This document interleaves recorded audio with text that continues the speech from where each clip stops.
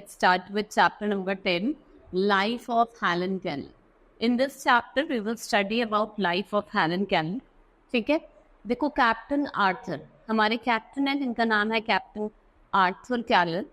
ठीक है, and कैटहाउस Adams कैलर ये आपके टुस्कूविया एक स्मॉल टाउन है नॉर्थ वेस्ट एल्बाना में, जिसे कहा कहते हैं यूएस से. ठीक है, they are blessed with baby girl on 27 June 1880. उनका नेम उन्होंने रखा हैलर. वो बहुत हेल्थी चाइल्ड थी and her parents enjoyed watching her grow. The family was not very rich one and captain Keller was earlier in the army. पहले वो army में थे and after later words he has earned a living both as cotton plantation owner and the editor of weekly local newspaper जिसका नाम था north एल्बानिया.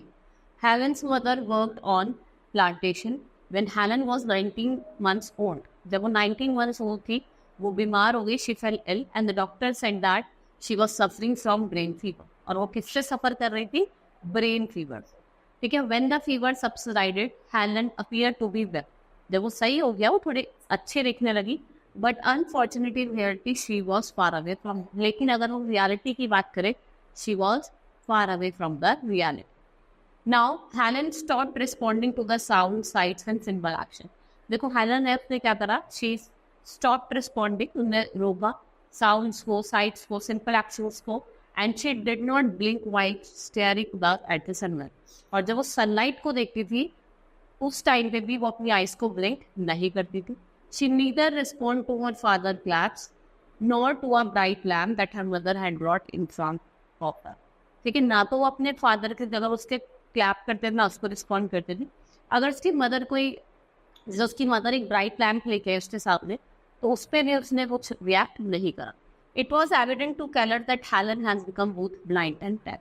और Keller को ये लगा कि जो हेलन है तो दोनों चीज हो गई है, वो ब्लाइंड भी हो गई, अंधी भी हो गई, डेफ से सुनाई भी नहीं दी.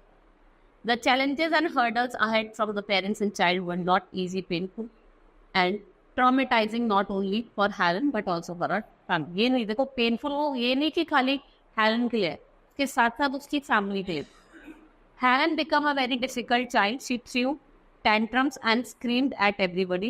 Her behavior become unreasonable और जिसकी वजह से जो आपकी कैलर है वो क्या हो गई? अपसेट हो गई. People known to the family advised them that she should be put into a institution. कि भाई फैमिली ने एडवाइस करा कि आपको उस इंस्टीट्यूशन में इसको रखो जहाँ पे डिसेबल्ड बच्चे हैं.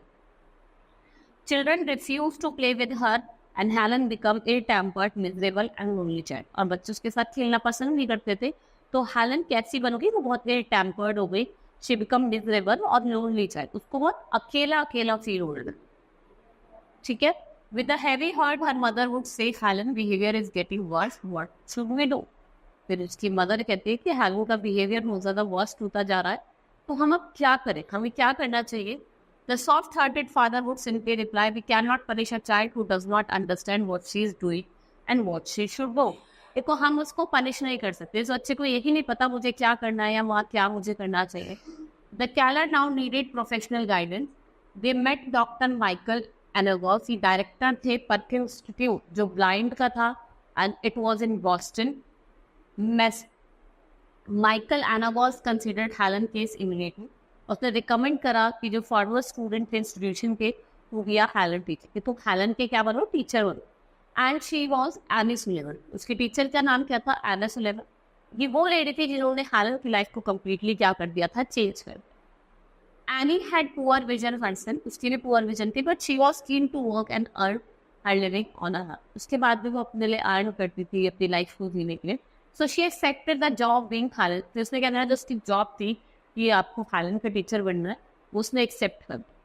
On March 3, 1887, Annie arrived at the house Tuscumbia and met Helen Keller. Annie started teaching Helen Keller. उन्होंने उसको फिंगर स्पेल सिखाया कि आप फिंगर पे कैसे स्पेल आउट कर सकते हो. She taught her language of touch. Annie spelled out word doll. ठीक है, DOLL on Keller Helen palm and then place the doll in her hand. और वो क्या करती है? डॉल को हेलन के हाथ में पकड़वा देती है. This was the first word that Helen learn to spell with great patience and dedication. Annie continued with her teacher. देखो बहुत ज़्यादा पेशेंस के साथ और बहुत डेडिकेशन के साथ वो उसको पढ़ाती गई. And Annie wrote cat on her palm. फिर वो कैट लिखती है and when she drank a milk, she felt that letter milk and being written on her palm. This helped Helen to learn the concept of various things. इससे उसने क्या करा, उसको different चीजों को समझाया. She found a novel way to communicate with others. Annie had to work on Helen's behavior too. Helen was rude to people. वो बहुत ज़्यादा rude रहती थी. She was very much impolite, in table manner and social behavior needed attention. क्योंकि भाई एक उसको attention नहीं मिल पाती. Helen should dress herself and brush her own hair. All his training required great skills and patience. Each time Helen disobeyed or misbehaved, Annie punished her.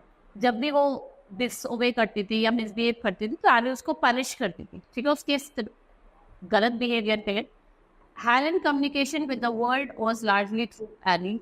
So she hated the idea of Annie's becoming angry. So Helen learned to obey और behave well. फिर उसने सीखा कि कैसे आपको चीज़ें सीखनी है, कैसे आपको अच्छे से behave करना है. The day Helen learned to spell water, a new inspiration set in her progress in learning words, and the experience changed her attitudes toward learning. और जिसका एक experience था, वो change हो गया towards learning. ठीक है, वो ही दिन था. Helen was so inspired that within the next few hours, she learned the spelling of 30 new words.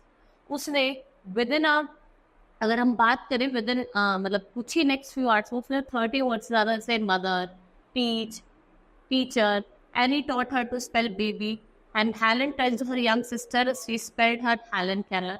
ठीक है, और क्या spell करा Helen Keller. Helen recalled her, I was born again that day. I had been a little ghost in a new world. Now I knew my name.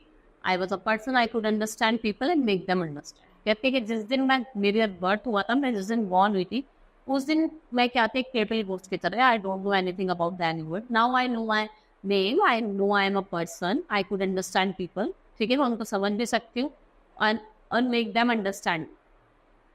On morning, Helen spelled out complete sentence. Doll is on the bed. अगर हम बात करें on morning, Helen ने complete word बोला, complete sentence बोला, doll is on the table. Sorry, bed. Motivated by the progress that Helen was made, Annie said, "Tomorrow I shall teach you to read." Annie क्या कहती है कि कल तुम्हें पढ़ाऊंगी कि कैसे, मैं कल तुम्हें टीच करूंगी कैसे पढ़ते. Annie began teaching Helen to read. She first read raised letters and later read with Braille. She learned to write with both ordinary as well as Braille write. वो simple typewriters और Braille वाला जो typewriter होता था दोनों से लिख सकते. She was well on her path becoming well-educated person. She was given all possible opportunities. तो सारी जितनी भी possible opportunity वो दी गई कि वो अपनी abilities को develop करे, और Helen made the best use of it. और Helen ने उनका best use करा. Helen developed great confidence and she even visited President Cleveland at a White House. ठीक है, और वो मिलके भी आती है प्रेसिडेंट से, क्लेवलैंड से कहा White House.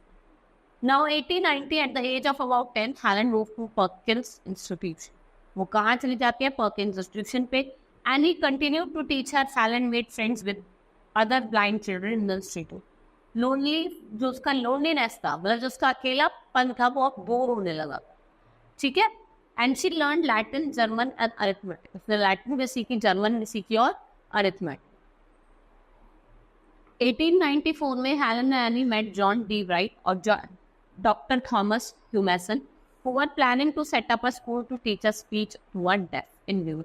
वो एक क्या कर रहे थे, प्लानिंग कर रहे थे कि वो एक स्कूल सेटअप करेंगे जिसको बच्चों को स्पीच देना सिखाए. And Helen attended the Red Human School of the Deaf.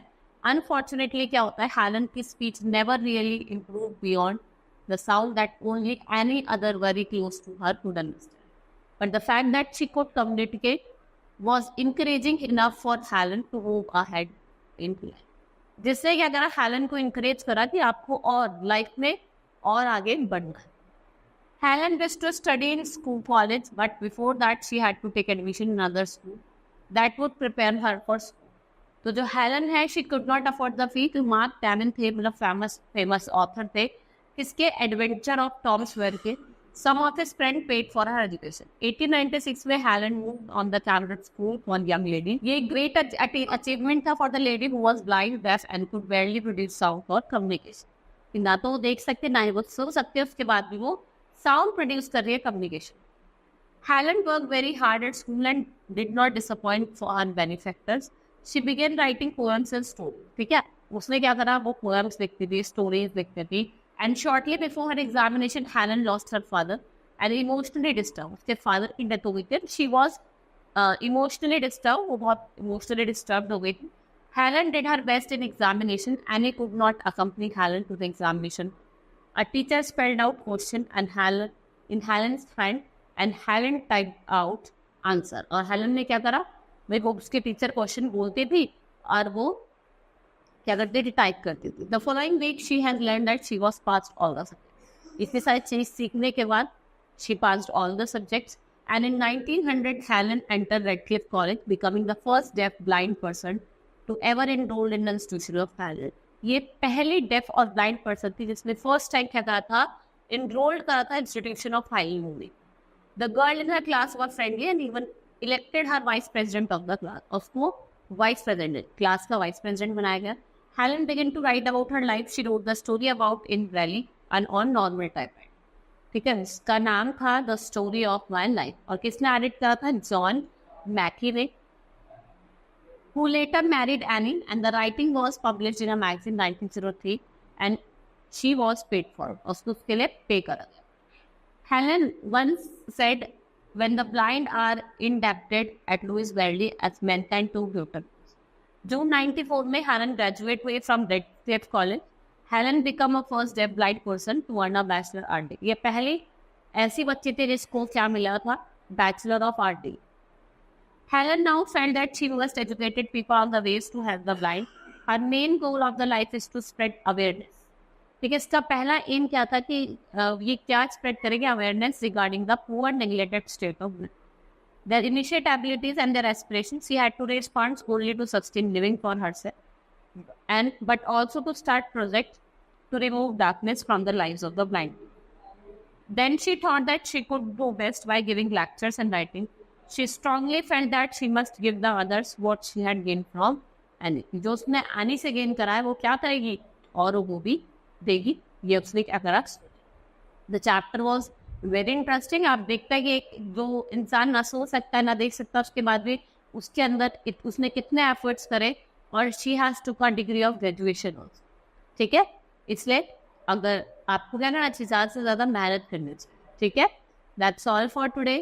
Thank you.